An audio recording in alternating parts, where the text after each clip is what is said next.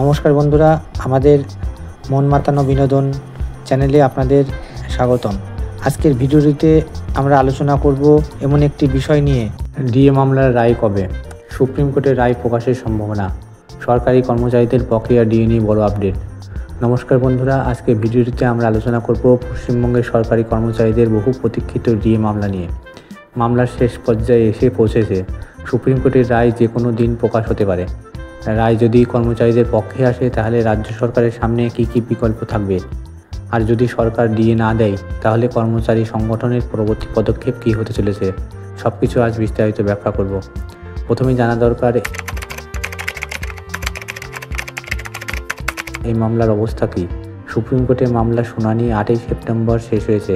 তারপর সরকার ও কর্মচারী পক্ষ উভয়ই রিটেন সাবমিশন জমা দিয়েছে, অর্থাৎ এখন শুধু রায়ের অপেক্ষা। তবে অক্টোবর মাসে দুর্গাপুজো ও লক্ষ্মী পুজো উপলক্ষে সুপ্রিম কোর্ট বেশ কয়েক সপ্তাহ বন্ধ ছিল, এই কারণেই রায় প্রকাশে দেরি হয়েছে। সুপ্রিম কোর্ট আবার খুলছে 27শে অক্টোবর থেকে এবং 27 থেকে 31শে অক্টোবর পর্যন্ত কোর্ট চালু থাকবে।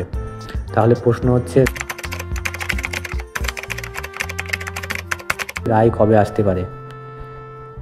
সূত্র অনুযায়ী যদি অক্টোবরের শেষ সপ্তাহে রায় প্রকাশ না হয় তাহলে নভেম্বরের প্রথম বা দ্বিতীয় সপ্তাহে সেই রায় বেরোতে পারে, অর্থাৎ 2025 সালের মধ্য নভেম্বরের মধ্যেই রায় ঘোষণা হওয়ার সম্ভাবনা অত্যন্ত বেশি। রায় প্রকাশের আগে আমরা সবাই জানতে পারবো, কারণ সেটি কজ লিস্টে প্রকাশ পাবে। তাই কর্মচারী সমাজ এখন কার্যত দিন গুনছে কবে সেই বহু প্রতীক্ষিত রায় বেরোবে।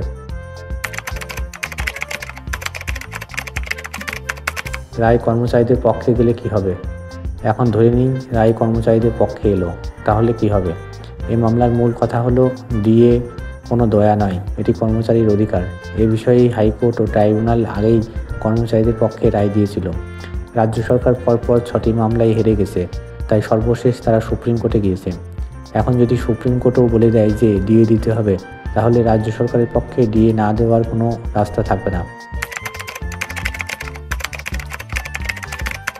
সরকার যদি রায় মানতে অস্বীকার করে, এখন ধরো সরকার রায়ের পরেও যদি কর্মচারীদের বকেয়া ডিএ না দেয়, তাহলে কি হবে? কর্মচারী সংগঠনের নেতা স্পষ্ট বলেছেন, আমরা আন্দোলনের পথে নামব এবং প্রয়োজনে আদালত অবমাননার মামলা করব।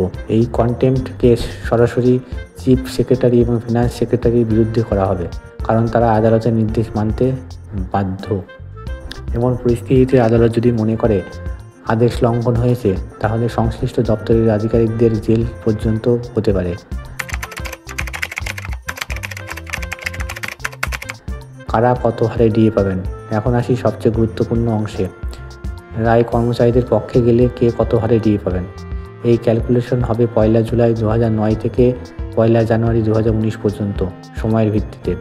যে কর্মচারী তখনকার বেসিক যত ছিল, সেই বেসিক বেতনের উপর নির্দিষ্ট হারে ডিএ গণনা হবে।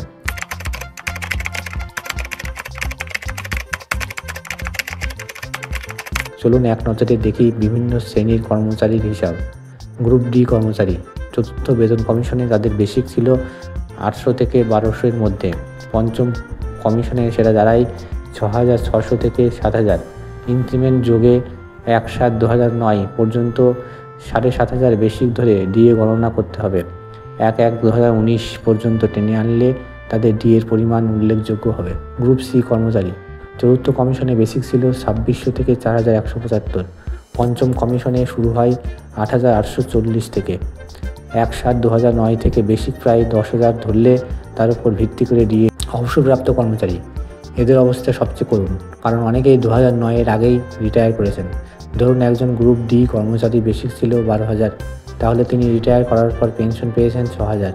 সেই 6,000-এর উপর ডিএ ক্যালকুলেট হবে। যদি সেই কর্মচারী মারা যান, তাহলে ফ্যামিলি পেনশন হিসাবে যত বছর ওই 6,000 বেসিক থাকবে, তারপর সেটার অর্ধেক 3,000 টাকা নেমে আসবে। তাহলে বুঝতেই পারছো রায়ের অর্থনৈতিক প্রভাব তাদের জীবনে কতটা গুরুত্বপূর্ণ। এখানে প্রশ্নটা শুধু টাকার নয়, এটা অস্তিত্বের লড়াই। অবসরপ্রাপ্ত বহু কর্মচারী ফোন করে বলছেন, আমাদের পেনশন ওষুধেই শেষ হয়ে যায়, হাতে কিছুই থাকে না। তাদের আশা এই মামলার রায়ের টাকা পেলে একটু স্বস্তি আসবে জীবনে। তাই এবার রাজ্য সরকারের মানবিকতার পরীক্ষা। সরকার যদি সত্যিই বলে যে তারা মানবিক, তাহলে এই রায় মেনে নিয়ে তাদের আপত্তি থাকার কথা নয়। আইন বলছে ডিএ দেওয়া কর্মচারীদের অধিকার, সরকারের দান নয়, কারণ এটা নির্ভর করে all India customer price index AICPI এর উপর। যে সূচকে কেন্দ্র ও অন্যান্য রাজ্য সরকার ডিএ দিচ্ছে, সেই সূচকেই পশ্চিমবঙ্গ সরকারও বাধ্য। অতএব আদালত আবেগে নয়, আইনের ভিত্তিতেই রায় দিবে। তাহলে সামনে চিত্রটা কি দাঁড়াচ্ছে? সুপ্রিম কোর্ট খুলছে 27শে অক্টোবর, আর অক্টোবরের শেষ বা নভেম্বরের প্রথম বা দ্বিতীয় সপ্তাহে প্রকাশে শোনা। রায় কর্মচারীদের পক্ষে এলে সরকারকে নির্দিষ্ট সময়ে দিয়ে দিতে হবে, না দিলে আন্দোলন ও আদালত অবমাননার পথেই যাবে কর্মচারী সংগঠন। কর্মচারী ও পেনশনারদের বার্তা, তাদের প্রতি উত্তর একটাই, আপনারা আশাবাদী থাকুন। এই রায় শুধু দিয়ে নয়, ন্যায়ের প্রতীক হতে চলেছে। যেদিন রায় বেরোবে সেই দিনই শুরু হবে নতুন অধ্যায়, সরকারি কর্মচারীদের ন্যায্য অধিকার আদায়ের অধ্যায়। বন্ধুরা, এই ছিল আজকের বিশদ বিশ্লেষণ। ডিএ মামলার বর্তমান অবস্থা, রায় প্রকাশের সম্ভাবনা এবং রায়ের পর কী ঘটতে পারে সেই সম্পূর্ণ চিত্র। আপনি যদি একজন সরকারি কর্মচারী বা পেনশনার হন, তাহলে কমেন্টে লিখুন, আমি ন্যায্য ডিএ চাই। এই ভিডিওটি বন্ধুদের সঙ্গে শেয়ার করুন যেন সবাই আপডেট থাকতে পারেন।